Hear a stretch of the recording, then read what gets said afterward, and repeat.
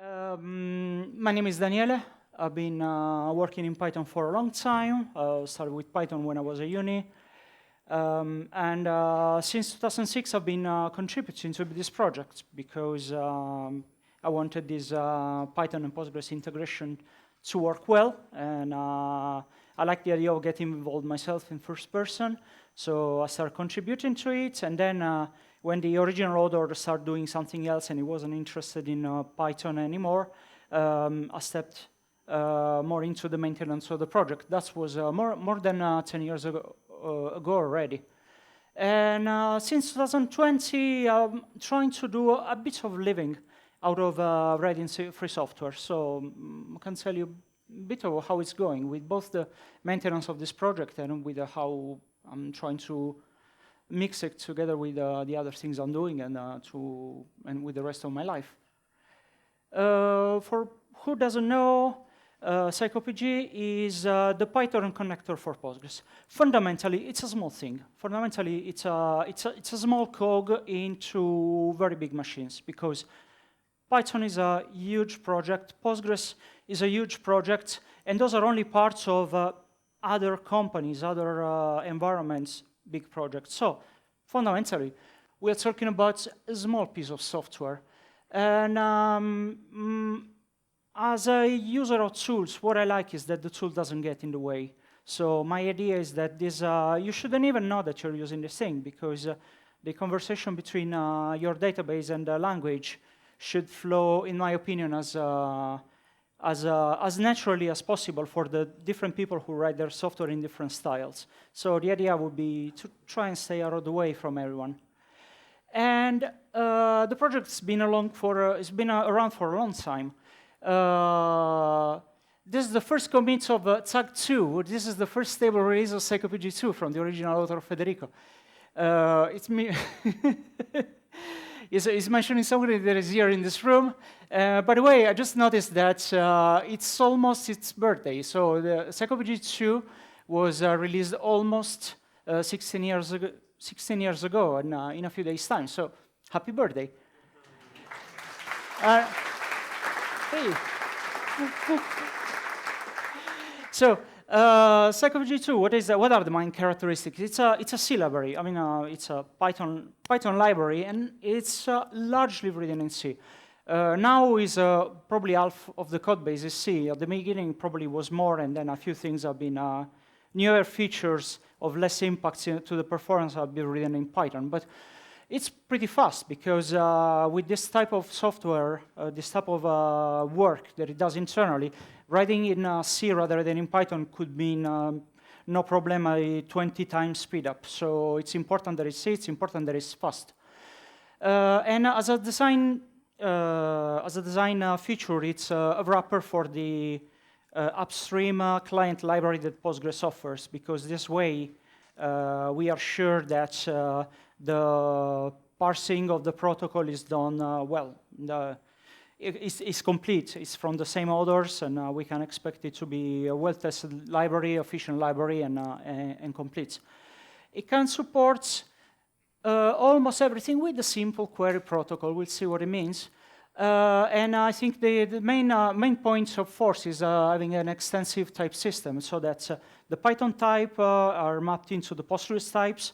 Both the systems are very, very rich typing language, and having a system that does out of the box a very good mapping and then allows people to customize it is the best we can do. So this is probably the feature I like the most of the system.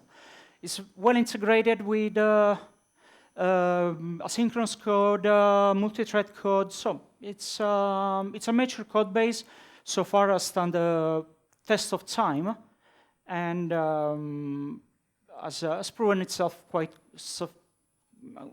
efficient.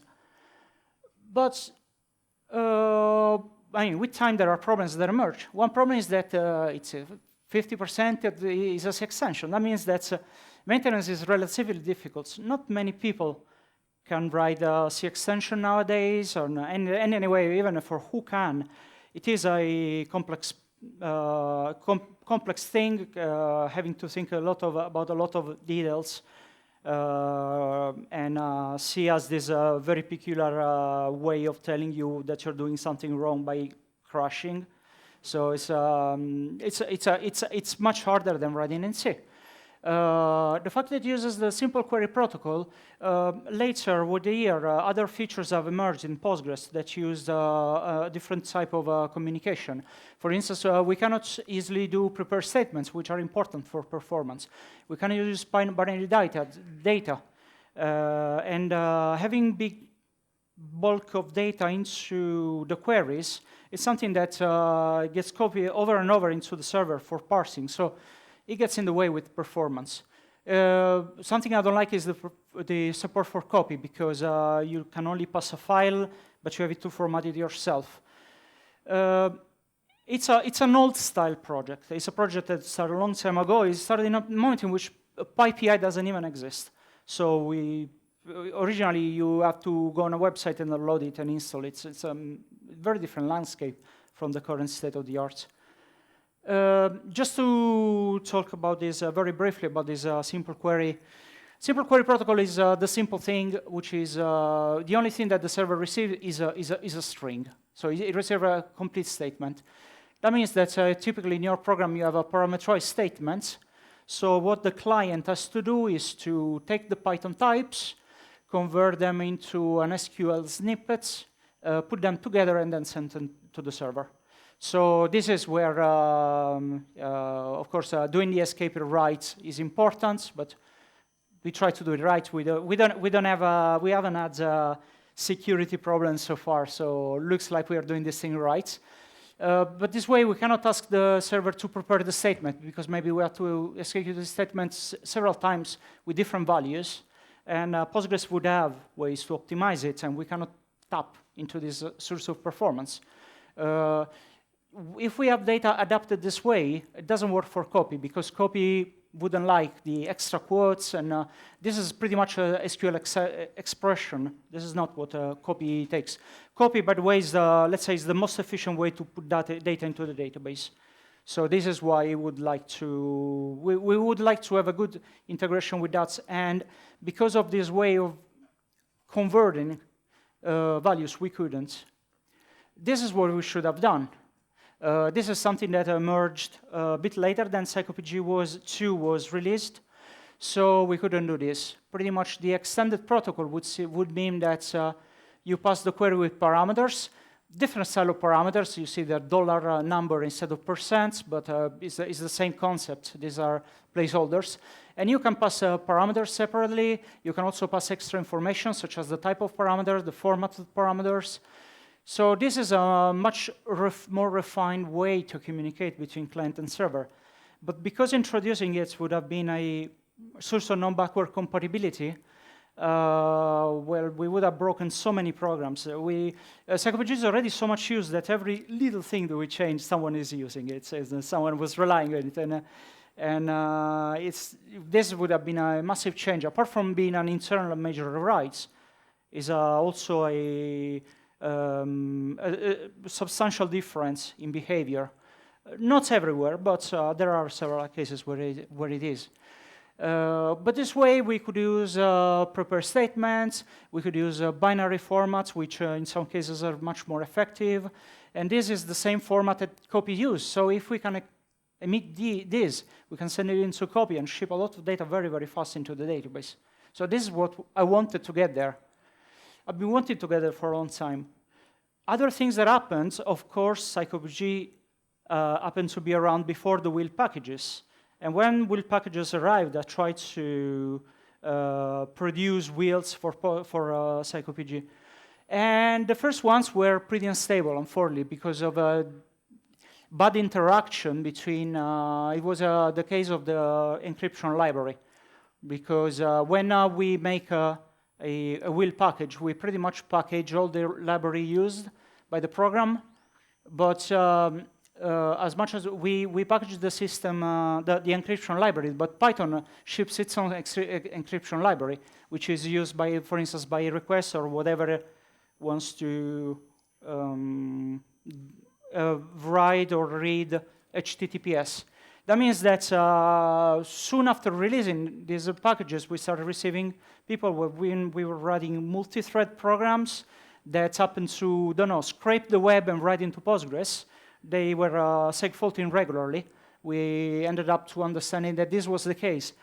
But pip, PyPy metadata are not really ready for this. As in, for instance, there isn't a way to say, preferably don't use the binary and only use the binary if necessary. There isn't a way to do that. There isn't an opt-in. There is only an opt-out from binary.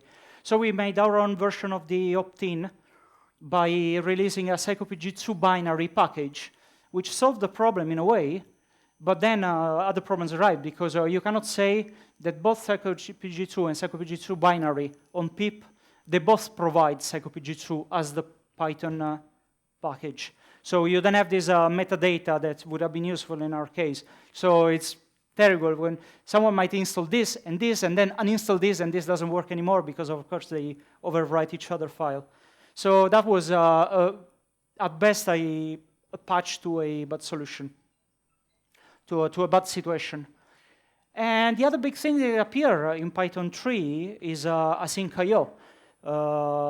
Psycopg 2 has been asynchronous for a long time, but it was asynchronous in a different way, not in async I/O way. So it predates async I/O by several years. So,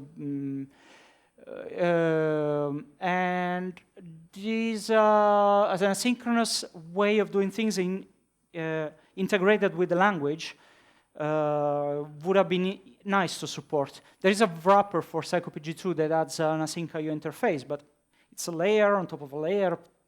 It's non-natural, it's non-native. MyPy came along and having a type information makes, for good quality of code and good quality of the code using that, it's something that absolutely we wanted to support, but Psycopg 2 is designed to be duck-typed, so MyPy type system doesn't really work in the way. And compilers are less and less available around the typical computers where you want to install this the software. Not only the usual window, of course, it never ships with a compiler, but also in Docker, you want to create small Docker images. You don't want to compile the entire Psycopg because otherwise it blows the size of the image and defeat the attempt to try and have minimal ones. So we would like to provide a wheel binary package which to be an add-on on top of that.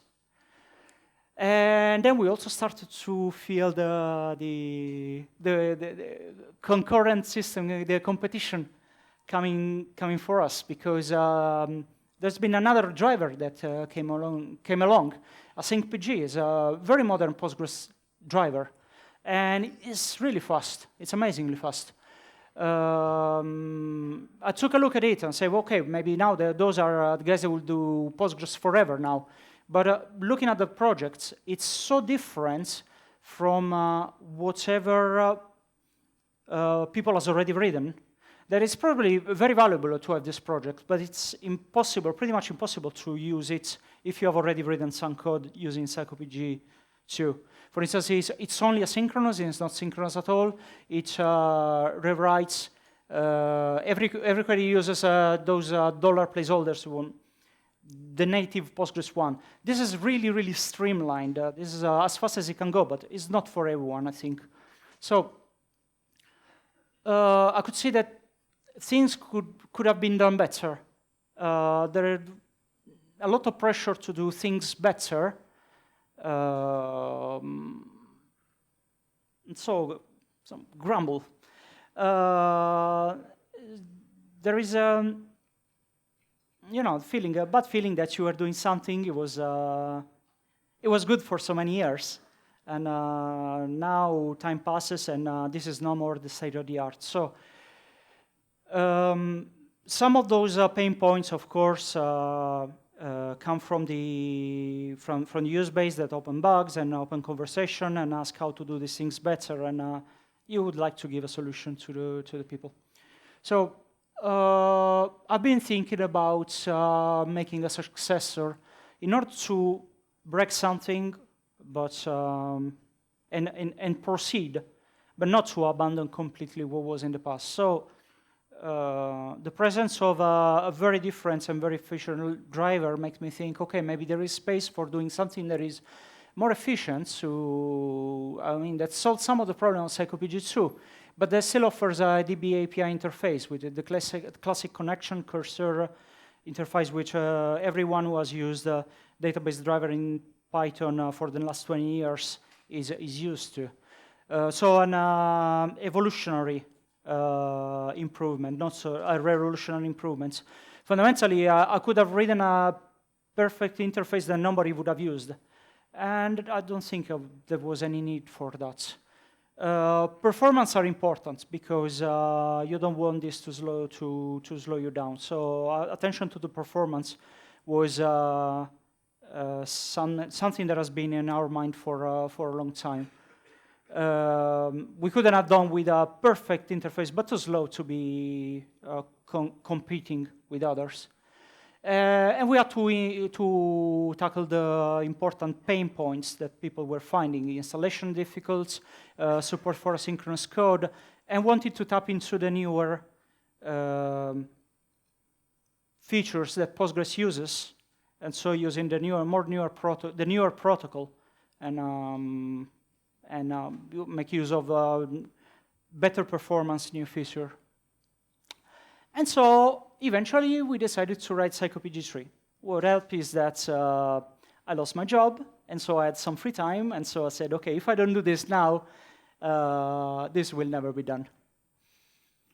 And so this is the development started in 2020. First commit is a thank you, because the idea was to have this project funded by backers. So my first backer is Marco Berry, who should be here somewhere. So thank you very much.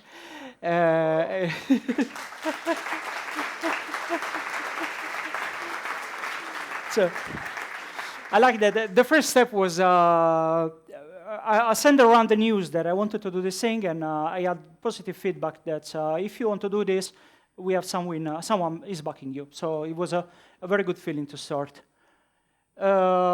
This is the second commit, and it's curious just because it happens to be in time zone +13, which pretty much means not on the other side of the world, more. I have no idea why time zone is that. That was made in New Zealand in 2020, which was an interesting place where to find yourself. And fast forward 18 months. So the entire development of Psycopg 3 to get from the idea to release something that I could consider stable and could ask other people to try. Tag 3 was in October last year, after about 18 months of development, and it's been quite a long path. So I'm not going through the detail, but the only thing, the thing that I appreciate the most has been when there has been interaction with other people that have provided their expertise. For instance, there was a participation with Daniele Varrazzo called ASCII, who is the author of the package to add nested transactions to Psycopg 2, and he brought his expertise in order to have this feature out of the box into Psycopg 3. So we participated together, we designed the features together, and we got to a very nice tuning. Denis Laxad helped with Raw Factory. He popped in, making a lot of questions to the mailing list, and then he disappeared, and then he came back with Raw Factories. And then later he worked on Pipeline Mod, which is a massive feature that will be released soon in Psycopg 3.1. And this was 6 months of work, at least 4 major rewrites because things weren't working. So I'm very happy that during this path I found other people contributing their expertise, and eventually hasn't been a one-man show. It's been a project supported by someone else having something to say, and this has become the platform for them to say these things. So now we have this very nice thing. It's called Psycopg. The package is called Psycopg. We could, because Psycopg 1 had never been released on PyPy, because it was born and died before PyPy. So we prefer to call it Psycopg because that would make us easier to apply semantic versioning, and so we don't have a Psycopg 3 on PyPI. So we have a package that is pure Python. So this is pure Python and talks with the library that we found on the system. Of course, it's not as slow as if it was written in C, but we added the C layer as an add-on. So there is, let's say, an internal package. Internally, it's called Psycopg C, but the idea is that you can install it with an extra which you can use in your requirement file. But this doesn't change the interface. So pretty much if you have a program that depends on Psycopg, it should only depend on Psycopg 2. Whereas those are only add-ons that makes it go faster. And they can be installed as an additional thing into in your requirement files. Soon there will be the Apple M packages. Pinky promise I'm going to do them, but they require special hardware to do them, so I'm trying to source this hardware. So yeah, this is what I was mentioning as this should have cleaned up the problem that several projects has had, what to depend on, Psycopg 2 or the binary. You depend on Psycopg, and then if you also want to go faster, then you add this the binary side into a requirement files, and you can use the versioning in order to tag a certain version. You can use pip tools in order to have the requirement file generated. You should, because it's a very, very, very good tool. But the interface doesn't require whether you're using the C version or the Python version. The interface is absolutely the same. And when we say C, we actually don't say C. We mean Cython, because Cython is this very, very nice language that is Python-inspired with types, and allows to reduce largely the boilerplates of writing efficient code. Because when you write a C Python extension, you have to think about the reference counting, and every object you create, you have to create at least 3 different data structure, and then use the pointer to. There is a lot of boilerplate code to write. This helps a lot because it's a language that looks like Python, so indentation, same syntax. What it does is to add optional typing. For instance, this object is the adapter of the booleans to Postgres. So this takes an object that could be a boolean or not. This variable is annotated with a type, and this is a Python type. This variable is annotated with a type, but this is a C type. You see this is clearly a C type. Allows to mix very nicely C and Python together, and it already goes fast out of the box. But then a very, very nice thing that it does is that when you compile it, when you transpile it, probably someone would say, this compiles to C, and you can see every statement what C instruction creates. It provides something like an HTML page with color codes, and say that the more yellow it is, the slower it is. That means there is less C and more Python. So for instance, this statement here, it just transforms into a pointer comparison, so it's super, super fast. This one, if obj, where we are trying to establish the booleanness of a generic object, this instead has to call into the Python machinery. So this allows to write not only faster code and with much ease than just writing it in directly in C, but also allows you to see what C is going to write, and if you know C, maybe you can do some adjustments in order to write exactly what you wanted to do. So you get into doing a collaboration with this tool where it thinks about the boilerplates, and you write the code you want to write. This was really, really great to use. And another interesting thing was to do profiling, because now we find we have a project that is a mix of Python and C and external libraries, and how to profile this. I found this project, PySpy, which was super handy. This is a sampling profiler.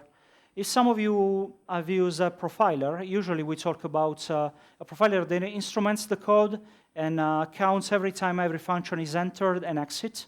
This is different. This pretty much stops your program 100 times a second and checks where in the stack it is.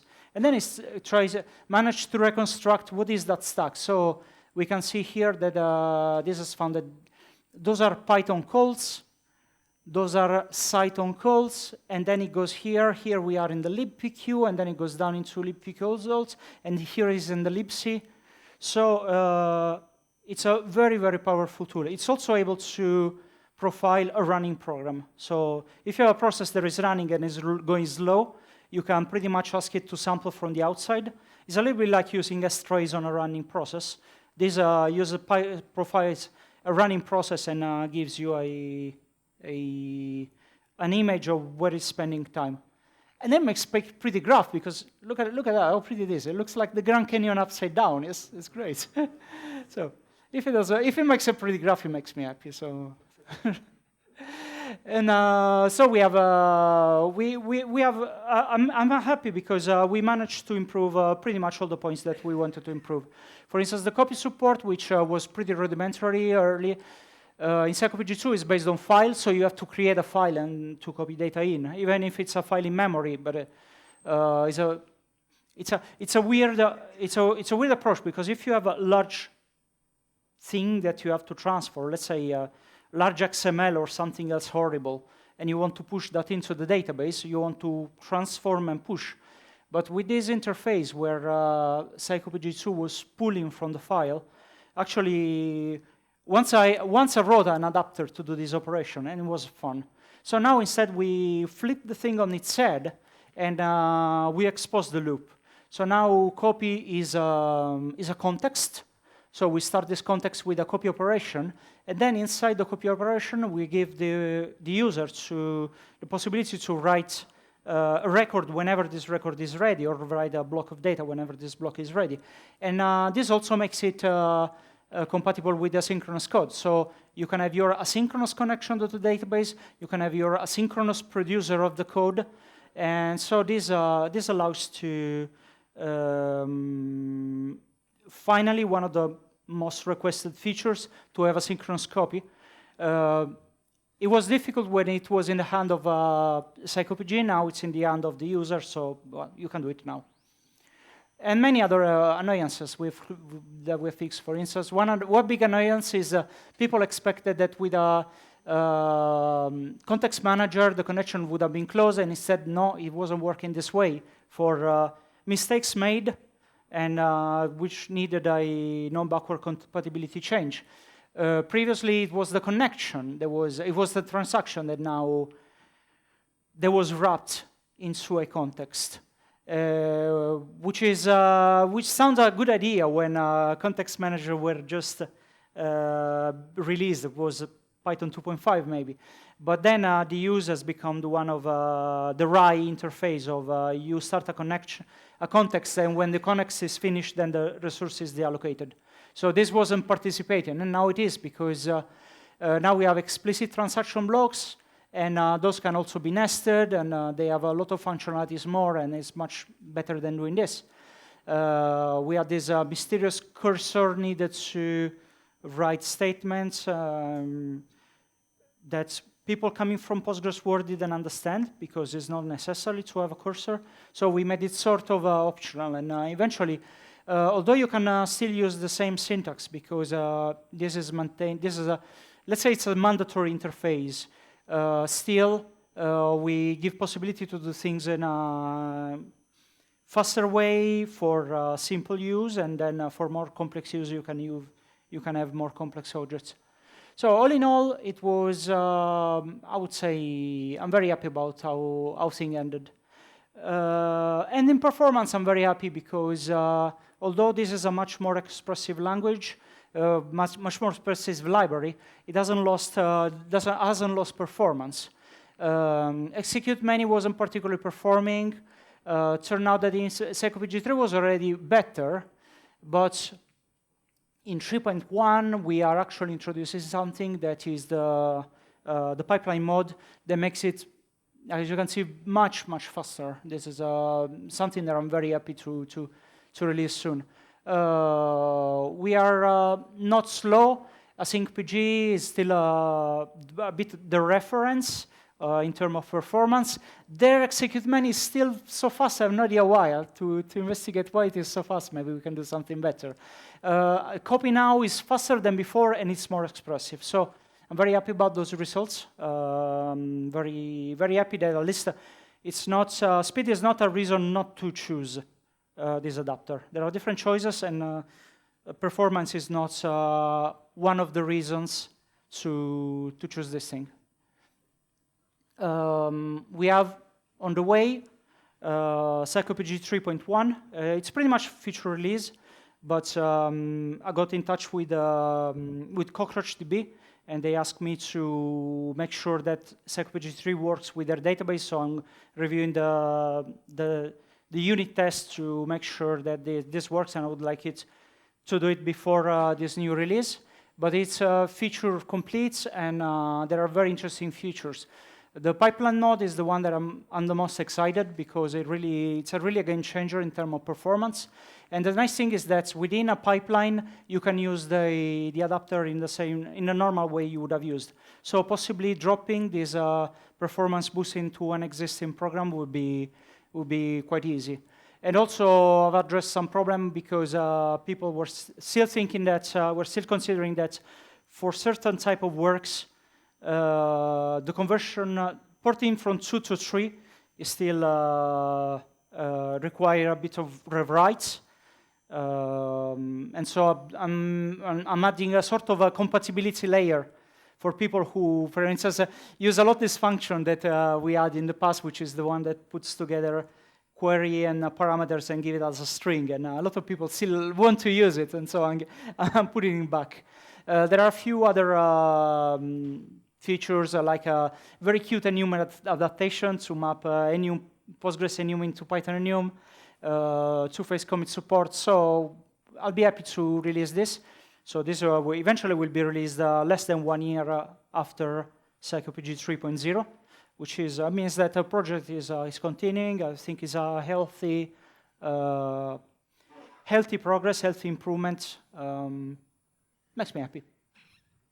We are waiting for some support from the outside. So this, as I said, is a small thing. It's a small cog, and most people use it without even knowing that they're using it, because, for instance, they use SQL Alchemy. SQL Alchemy is adding support for Psycopg 3 in the upcoming release 2.0. We are waiting for Django support, and Paolo hopefully should give us. I mean, Paolo is the person who has started proposing it. Other people are working in the Django project, and hopefully they will be supporting one of the next releases. There are projects that are moving to Psycopg 3, for instance, because it's easier to install. Waiting for PyPy, for Conda to tell me what doesn't work, so we can work together into making a package that works for other things. And I'm very curious about the scientific world, because I still wonder if there could be some way to, for instance, convert more efficiently from Postgres to Pandas matrices, or is it needed a low-level NumPy converter? I would like to know some use cases before writing code that nobody uses and lose the forest for the tree. I would like to see what people would like to use, and put support here. So maybe you're familiar with this, right? This is a bit of a situation of free software maintenance. I mean, I am proud of what I'm doing, but it's a bit strange that I'm doing most of this alone, or not entirely alone, but I don't feel like I'm a big company with a lot of funding, a lot of resources, and able to address problems that might appear in a project that fundamentally is useful and is used for lots of other people and a lot of other companies. And I'm not alone. A lot of people in free software have this feeling.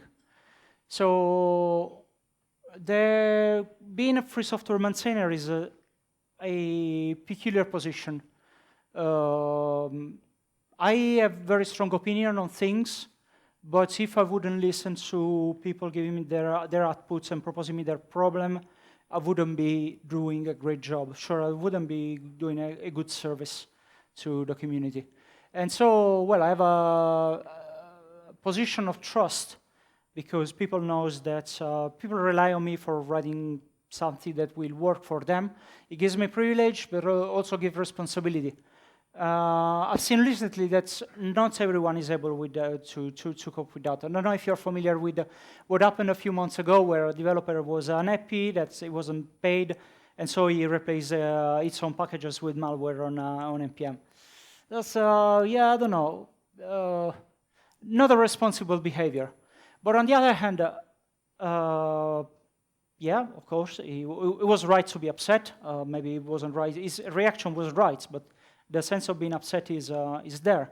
One thing that gave me a lot of thought about is about the Log4j episode, which you might know that a few months ago there's been this huge security problem, and this Log4j appears to be used everywhere. In every major company use it, but apparently those are well, they don't have a return for the maintenance of this such important piece of software that is comparable with its importance. So, Phil, no. Yeah, I mean, a lot of people is asking for help, and they're receiving sympathy because it's cool to maintain free software, but you also have to make a living eventually. So you have to find a way to do this, earn your food and your place where to sleep. So I've been thinking about what someone can do. What a lot of people, including me in the past, and a lot of people I know, what they do is, well, they work, they have a job, which could be in software or could be whatever, even not related, and then instead of having free time, they maintain their free software library because their free software system because it's their hobby and their hobby has become big, and they do that instead of doing something else. It's nice that this exists. Fundamentally, I would like that we wouldn't rely on this. This is not something, it shouldn't be a reliable source of free software, especially because it is now and for a long time so integrated within the productive environments that companies should be able to, companies should contribute back somehow in order to allow developers to make their own living. A little bit better is probably to have an understanding employer, which is how Psycopg 2 fundamentally has been maintained for the many years that I've been maintaining it while I was doing another job. Fundamentally, we wanted that piece of software to work well. So I could use some of my paid-for time because my employer was understanding enough that if we did that, it would have been better for ourselves in first person, and it was generous enough that we didn't keep this locked as our own personal expertise. Even this is a matter of volunteering. Not every employer might be in this position. It could be that every single line of software you will write will be under NDA, and so, well, this person is lost, pretty much. Is lost into their contribution are lost. Something that is more interesting is a model of sponsorship. Something that is more up and coming. And this could be a path of independence where people wanting to write something to give it to the community, but also to make a living out of it, could make use of. Kickstarter is the model that has been, I say Kickstarter as the company, but the same model as is used by other funding company. It probably depends. If you have a project and you want to gather a certain amount of money before starting, that could work. But Kickstarter, pretty much what happens is that you ask for, don't know, 30 grand, and if you manage to get those 30 grants, then they are given to you, and you can do the thing. That means that for months you have to do advertisements for your project. You don't see anything, and then maybe you get to 28 grants and you don't get anything at all. So it's a risky model. It's all or nothing. GitHub Sponsor instead is something that is working better now, which is pretty much you ask for sponsorship, and you receive a monthly payment from the people who has sponsored your project. Again, those are not the only two companies that do sponsorship, but they're sort of the incremental sponsorship and the all or nothing sponsorship are sort of the main model in which something could work.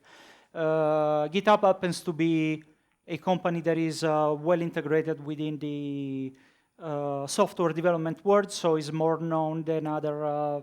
For instance, in the art world, people might use Patreon, but not many people would have a Patreon account, whereas most companies have a GitHub account, so it's easier for to say you exist, pretty much.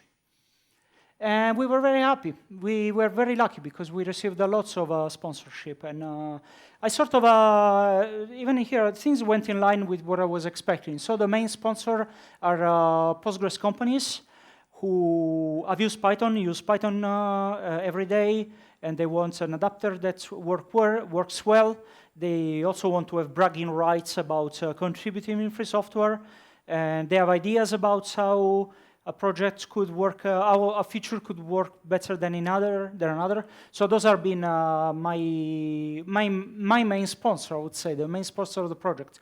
Others instead are just developers or a smaller company who, again, have used Psycopg 2 for a long time, and they are excited to see Psycopg 3. They have given trust and contribute with what they could contribute, which is less than what a bigger company can afford, but that was very appreciated. Or, for instance, Dalibo has contributed with the time of one of their employments, who was Denise, who has provided a lot of features, and not only with direct sponsorship, which is great. I mean, I'm very happy about the response they've had to that. So, great. So, okay, who am I? What is that has made of me a free software developer? I had a passion for something, but there was also something else that I had. I am white. I am male. I have a good passport. I can move around in the world quite freely. I've had free time to be able to improve my skills to study. I've had a supporting family that didn't get in the way and helped me into pursuing what I wanted to pursue. Fundamentally, I think I'm privileged. I have had a lot of privilege, and I've wanted to use that in order to do something that other people could use. But fundamentally, I think that a lot of people would like to do as much, but they don't have necessarily the possibility. So it's not like I'm ashamed to be privileged. I'm ashamed of my characteristics. But I have to acknowledge that, for instance, being born in Italy, Europe, is better than having, has helped me compared to being born in other countries. A single mother wouldn't have as much free time as I do. There are just a matter of things that I have to acknowledge to understand that I could do those things for a reason. It's not only a personal skill, it's also luck. So it would be nice for me to be able to accept other people who are not our clones. It's not, they're not from our same background and same level of skill. And it's nice because IT is growing more and more, is getting open to more and more a wider audience. And we get exposed more to people who have a different background than us. So it would be nice for me that as people who are, for instance, the project managers of projects or as companies, will be welcome to people who don't happen to be from the same background. So I wouldn't even have to say, but it's strange to consider women a minority, because they're 50% of us. So it's stupid that in 2022 there are people that still are such a sexist attitude and consider themselves superior. So I ask, please don't be part of the problem. It would be nice to create a better background, a better place to land to people who could be very disoriented to jump in that. So thankfully, organization and movements are coming along from this point of view. There's younger girls that understand it's also present in Italy. Codebar is something that I found in London. It's a very, very simple thing to do. Let me spend a minute on that. Codebar is pretty much a company opens their office space in the evening. They offer some pizza. And then volunteer meets together with other people who want to learn.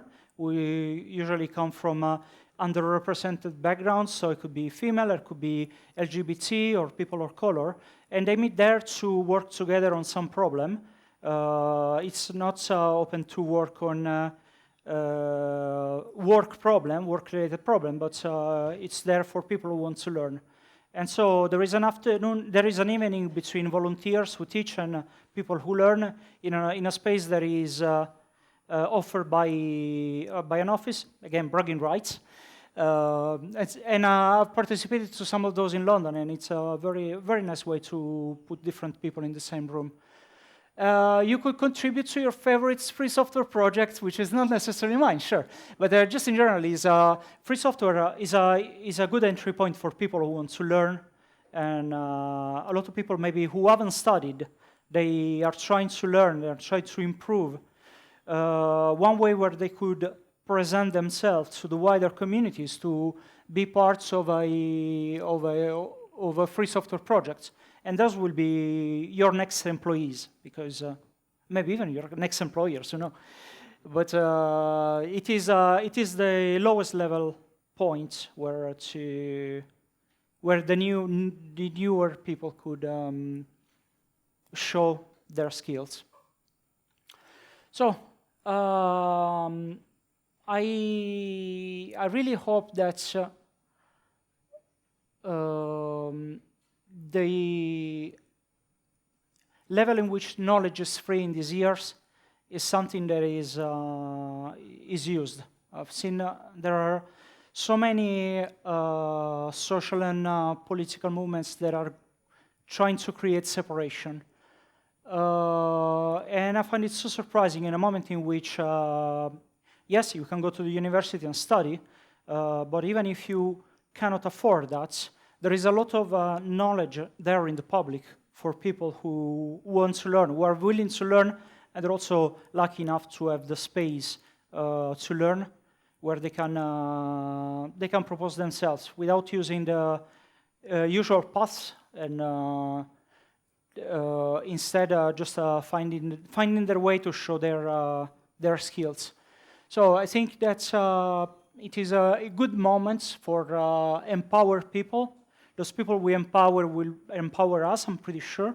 So I invite you to be open to who is trying to do free software, who open to is didn't come with a PhD, but they happen to be good, and give them a chance. So, thank you very much.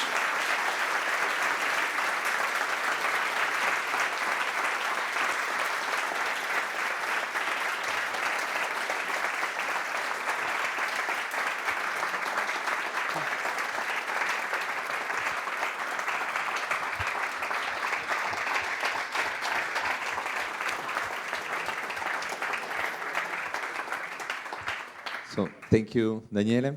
I think we have some minutes for questions. I can see any question on Slido. if you want to ask something, maybe you can raise your hands and we can do it as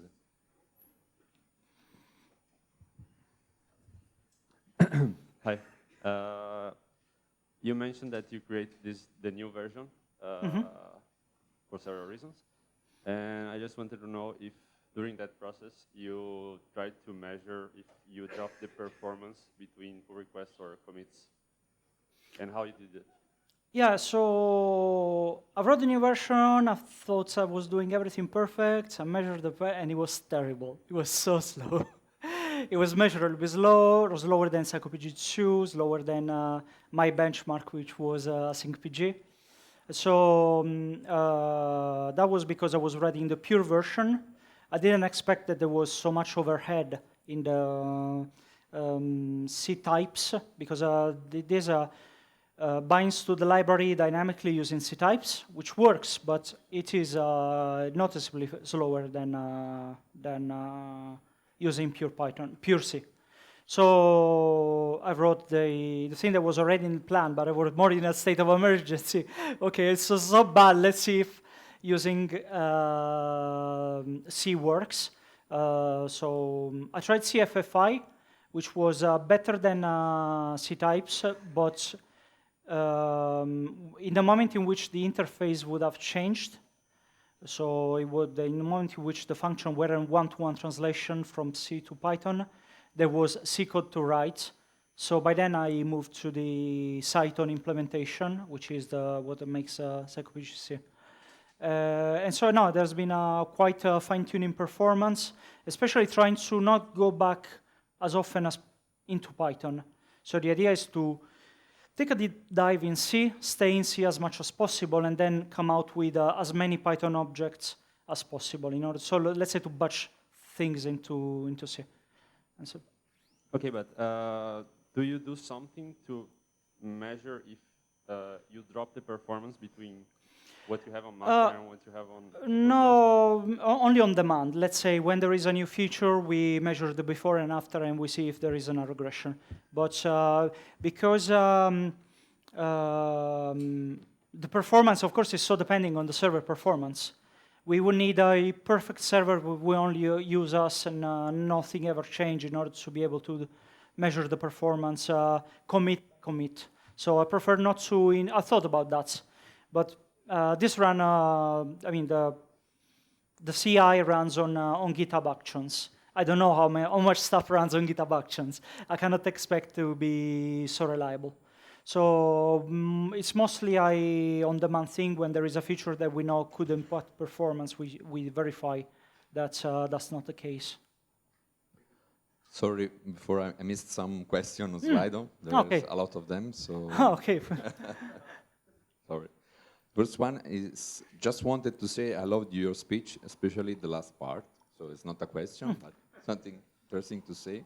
And the second one is, it's possible to install Psycopg 2 and the 3 version at the same time in a single interpreter in order to perform a rolling refactor? Yeah, yes, it's possible because there are two names.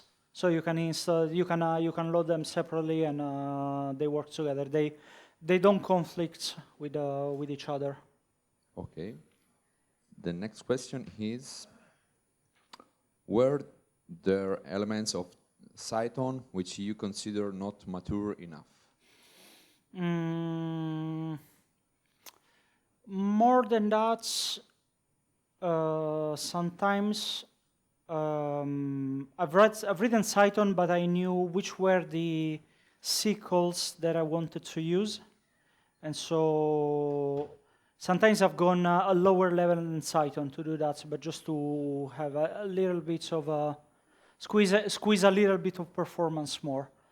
So there is space for that. So I don't consider it so much of a shortcoming. For the rest, Cython exposes a lot of features, for instance, generators, iterators. So in the past, I've used the previous implementation. There was Pyrex, and this is much more refined now. So I don't have anything on top of my mind that said that are considered a big problem. I think it's still I'm using versions that they are considering not stable, and Python 3.11 is not supported yet. So maybe the problem they have is that they are just two people working on that, and they don't have enough resources. It could be that something that can be improved in that direction. But I don't have on top of my mind any negative feature, no, any anti-feature. Okay, the next one is why it's called Psycopg. I knew someone would ask. It's not my fault. And there should be Federico to answer, really, the original author. I think it's something related to the fact that it was crazy fast compared to something else that they were doing at time, and he was doing a sort of a play around, I don't know, psycho fast. I have no idea. However, it's probably one of the strangest name around. And I also found I met someone in a completely unrelated environment, someone playing ukulele or something like that, who happened to work at Canonical. So we start talking about free software, and I told him I'm the author of the library that makes Python and PostgreSQL together. And he went, Psycopg. Yeah, okay. Put it this way, yeah, sure. Okay, next question. Any risk that large sponsor requires substantial change to the project and thus direct the development of the project to their interests? I've had sponsor who ask for something, but so far has never been in conflict to roadmap or to detrimental to other things that I wanted to put in. So far so good. I would say one thing is slightly unpleasurable is when someone asks you to change license because they don't like the LGPL. But on the other hand, so people would like BSD more, but on the other hand, a lot of projects now, Postgres is entirely BSD environments, and a few things are moving away of BSD because there is a problem. There are big companies such as Amazon, that take whatever is BSD. They add their secret sauce, they close it together, and they make a business out of that. So people using BSD in the recent years feel undercut, and so actually this is creating a bit of a closure, moment of closure, and people are instead releasing closed license bit of software. So I'm happy with the LGPL, and I'm not going to change it. Okay. There are other questions on Slido, and if I saw people with hands raised. You can add questions on Slido or on Discord channel, or maybe you can stop and talk with Daniele in a bit out of this room. And I asked Daniele the last favor. We can take a picture with all of these people together. Sure. So please raise your hands and we can. Thank you. Thank you very much.